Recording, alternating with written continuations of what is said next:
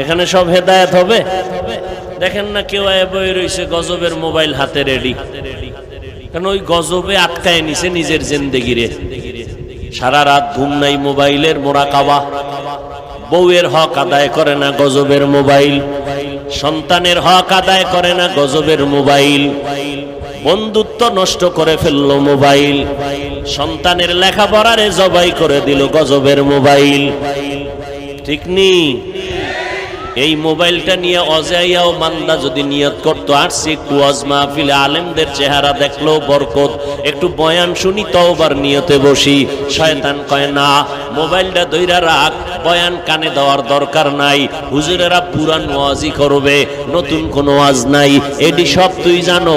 অতএব মোবাইল নিয়ে ব্যস্ত সময় কাটা, মোবাইলের দিকে অল টাইম তাকায় থাকে, হুজুরের দেখার টাইম নাই, বয়ান কানে নেওয়ার টাইম নাই, তাকায় রইছে মোবাইলে।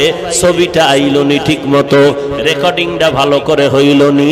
বয়ানের পর যখন যাবে দেখবে জিনেরা মোবাইল নিয়ে গেছে, আমও গেল সালাও গেল, খালি হাতে বাড়ি রওয়ানা।